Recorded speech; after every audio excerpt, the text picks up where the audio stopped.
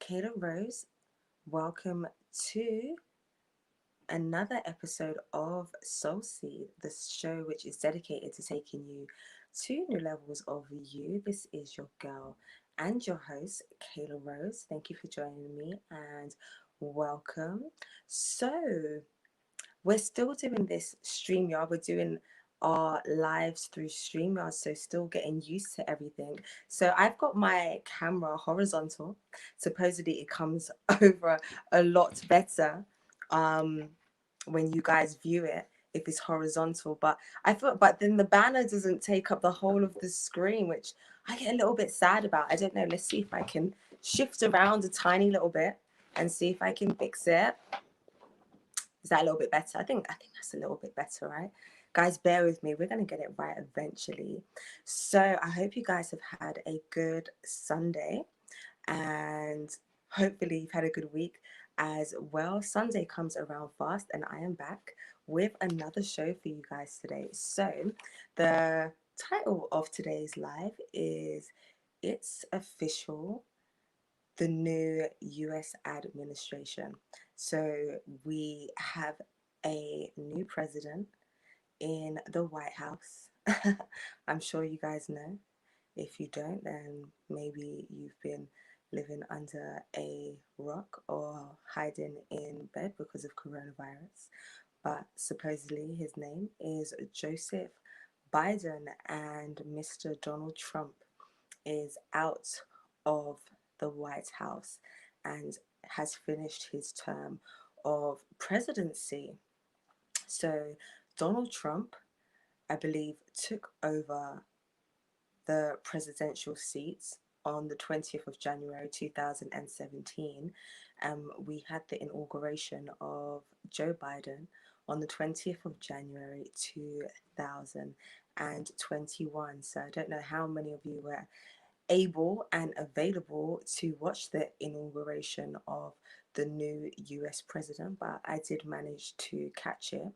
And so some of the things that happened throughout the inauguration was some decent entertainment, some good entertainment. They got some good entertainment in there. So there was Lady Gaga. How many Lady Gaga fans there are out there? She was there singing for the new president. There was also J-Lo. J-Lo did her thing as well. There was another artist as well, a male artist. I believe he's Hispanic or Spanish, but I don't actually remember his name. But I think he did. Did he do Amazing Grace? I think he sung. That's from memory. And there was also the poet. I believe her name is Amanda Gorman. And regardless of how you feel about this new administration or the old administration, she was such a talented poet. And just off the top of my head, something that really stood out to me, one of the sentences in her poem was something along the lines of a skinny black girl told that she could be anything in the world, including the US president. But here she is basically doing a poem for the next US president. That isn't the sentence verbatim, but that's the gist of it basically. But it was a very, very powerful poem. And I know that touched a lot of people. So, as I said, I don't know how many of you were able to watch the inauguration, but Joe Biden's inauguration speech, it centered around the truth. These were some of the themes of his speech, talking about lies not prevailing over the truth and how the truth would triumph, and also about repairing damaged relationships with other nations and internationally, and moving forward to help the American population, people from all walks of life, whether they supported the democratic decision or the democratic choice or not. So these were some of the themes that came up in Joe Biden's speech. So as I said, I don't know how many of you were able to catch it. So I haven't seen any comments coming up yet, guys. I love to see you guys comments, and just know that you are here and watching and get interactive with you guys, but I'll just keep going until I see a few. So I believe so something that I found out after Joe Biden had been inaugurated was that he's 73. So I was like, wow, some people, most men are retired at this age and, you know, starting to live out their mature years and enjoy the rest of their life, where he's 73 and he's about to take on one of the hardest jobs in the world, right? So hopefully he's up to par to be able to manage all of that pressure in all sorts of ways, mentally, emotionally, and physically, especially to come into office at a time such as this, with this pandemic gripping the whole world. And he's going to have a task on his hands, to say the least. And so, something else that was also monumental about this particular inauguration was that Kamala Harris is now the vice president. But why is that so important? So, firstly, she's the first female vice president, I believe, that we have had, and she's also the first. She's the first Asian Black American female as well. So I believe I've got that right. So yeah, so that's why it was quite a historical moment for her to be holding this position in office. So she's basically second to the president, and I'm going to give you guys an overview of who is within the US cabinet at the moment, and supposedly some of just an overview of some of Joe Biden's policies, which we can potentially expect. I would say read or watch this video in conjunction with my previous video called What is Agenda 21, and also the live I did after that about 2021 and speaking about predictions for the year. I think that they work in conjunction with each other and they work together. So I would watch them together or one after the other. So, yeah, let's go and speak about some of the people who are in Joe Biden's cabinet. So, I've got that on my phone for you guys. You guys know I've always got my notes for you. So, as I said, the overview is, so obviously we've got Mr. President Joe Biden, and he's the number one guy, the top guy. Then we've got Vice President Kamala Harris, and we've already been over her already.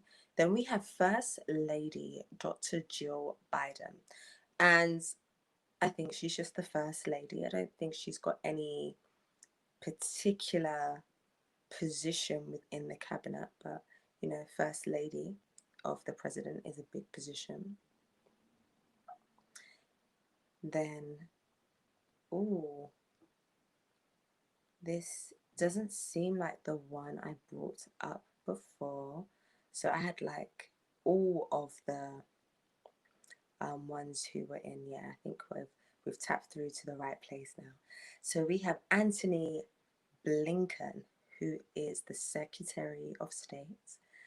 Then we have Dr. Janet Yellen, who is the Secretary of the Treasury.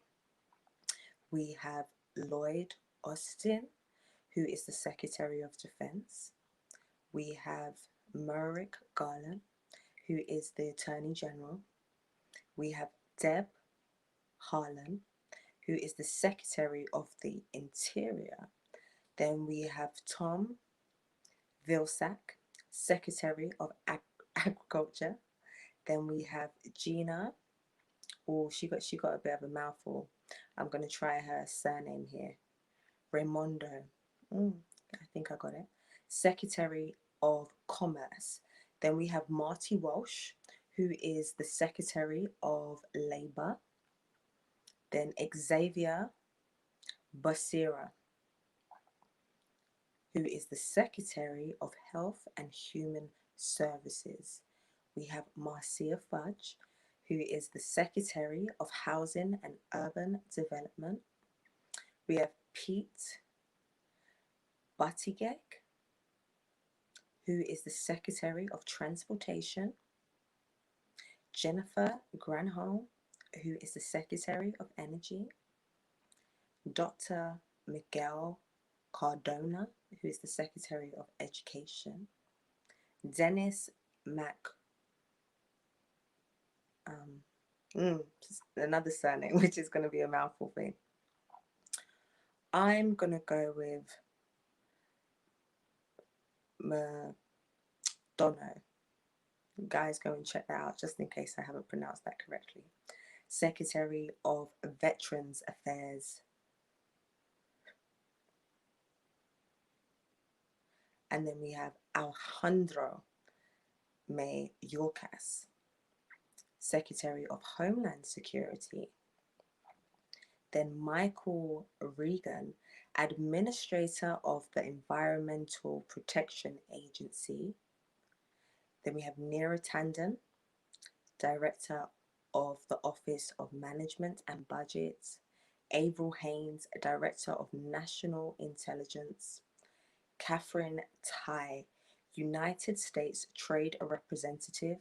Linda Thomas Greenfield, United States Ambassador to the United Nations. Dr. Cecilia Rouse, Chair of the Council of Economic Advisors. Isabella Guzman, Administrator of the Small Business Administration. Dr. Eric Lander, Presidential Science Advisor and Director of the Office of Science and Technology Policy. So that's a big job title there, right? And Ron Klang, Chief of Staff. So those are the names within Joe Biden's cabinet, within his US cabinet, and within the new US administration. So of course, there needs to be some diving deep and looking down the rabbit holes of these individuals and seeing what their history is and what they're trying to bring to the table, and of course what their true intentions are of their particular positions. But I just thrown the names out there just so you guys are familiar, but feel free to go and check this out, because this I'm finding on the White House website, whitehouse.gov website. So it's got all the up-to-date information on there about who's who, so you can do some further research if you would like to. So one of the policies that I'm aware of when it comes to Joe Biden, and this was one of the most publicized ones, is that he wants to inoculate 100 million Americans within 100 days. So what day are we on today? Is it 24th? I think I got that right. So he's had 4 days in office so far, and he has another 96 days to go in order to fulfill this particular quote unquote promise that he's made to the American people. And it's a big task.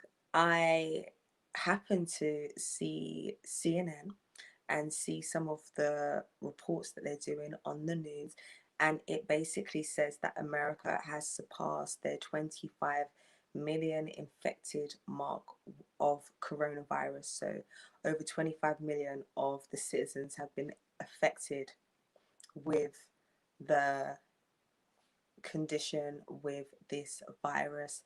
And I believe at the moment the deaths in America stand at over or just under 420,000 right now.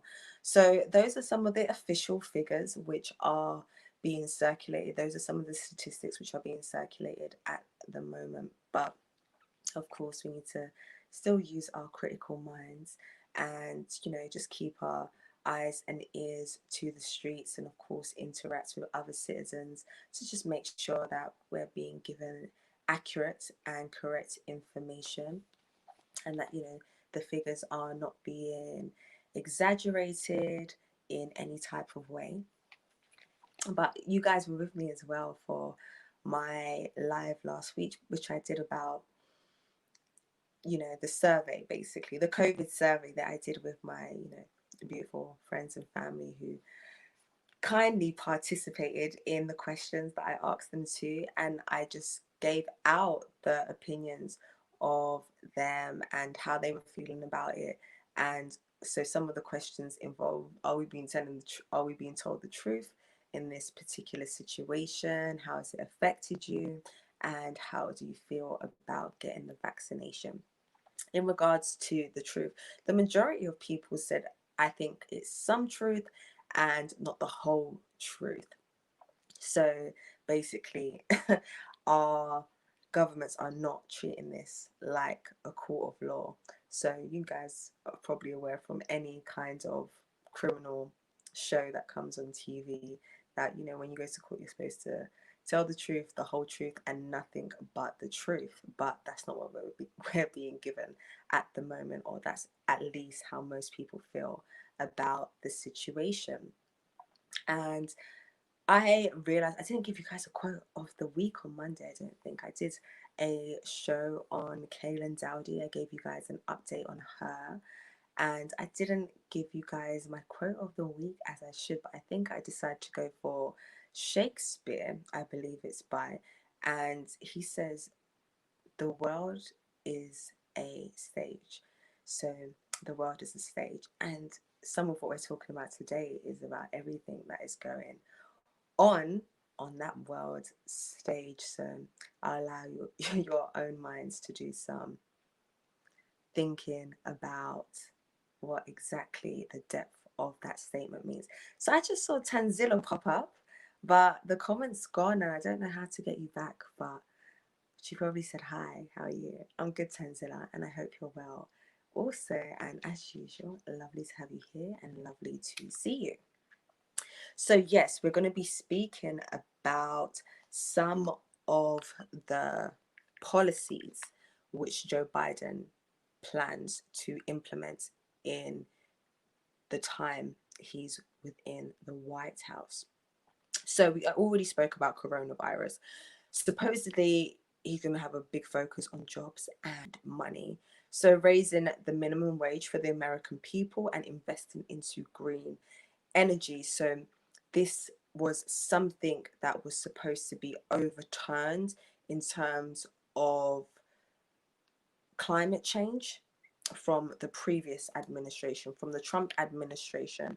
There were certain things that had taken place, and Biden had promised that he was going to come into office and change that.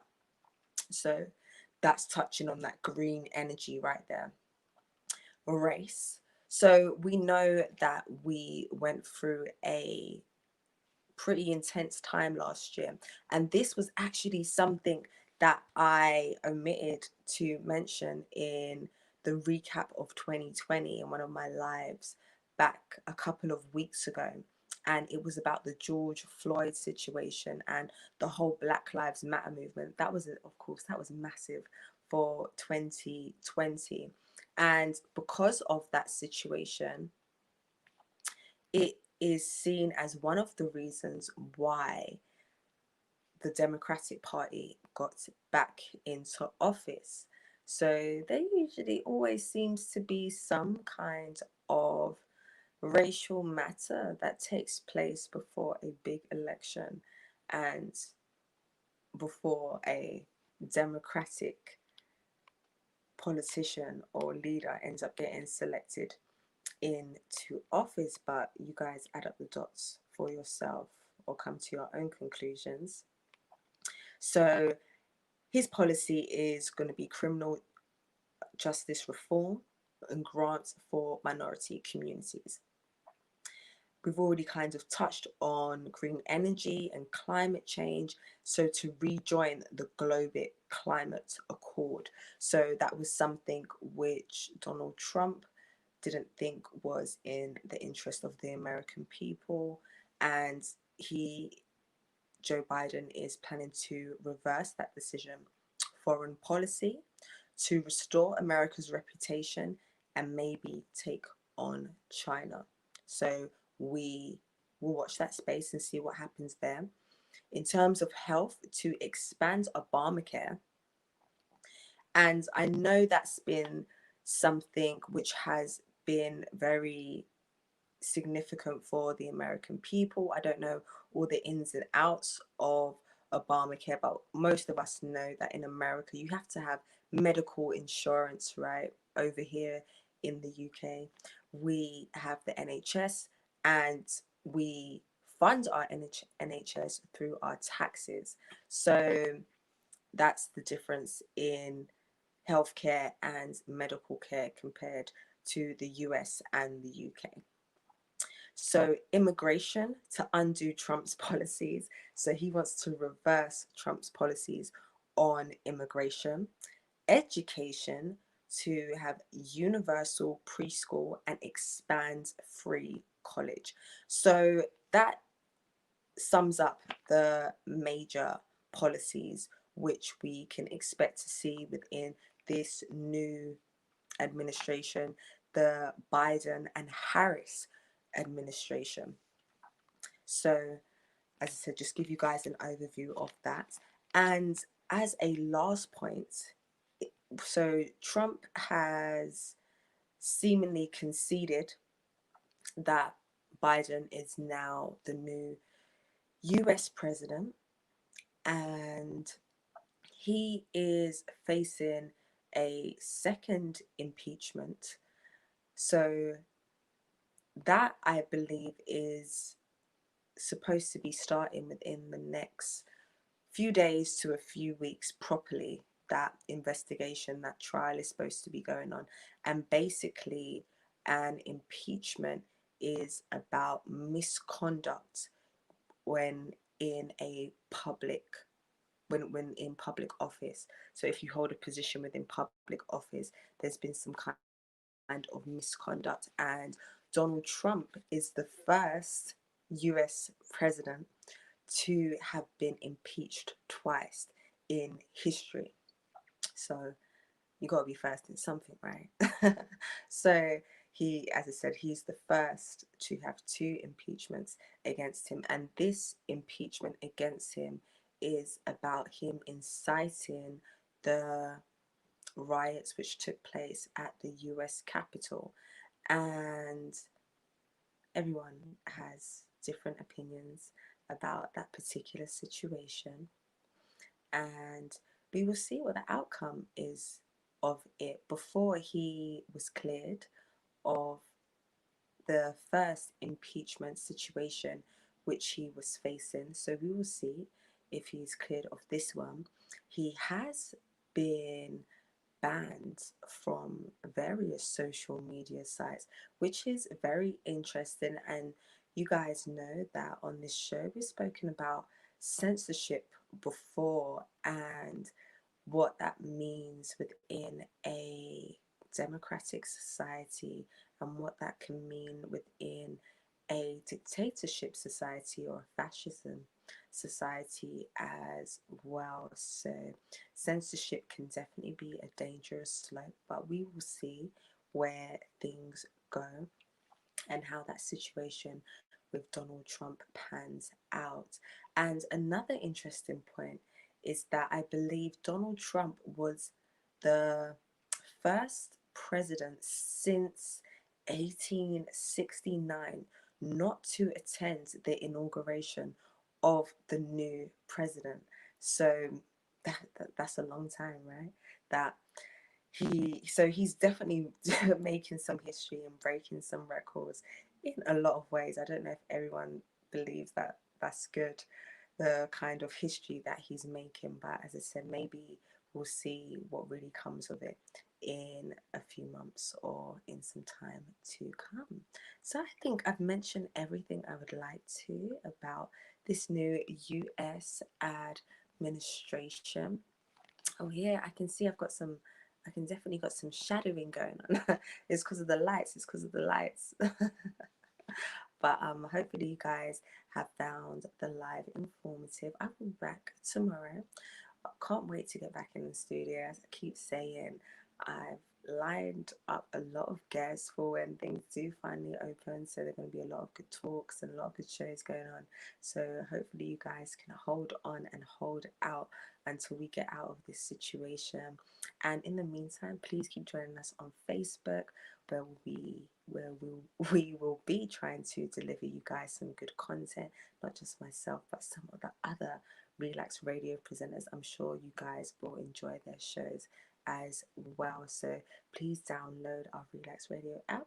You guys can keep up to date with us like that.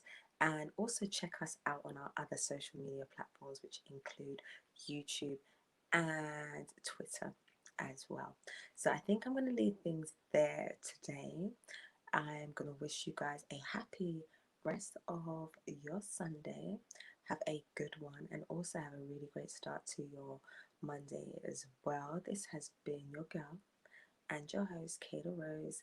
Thank you for joining me.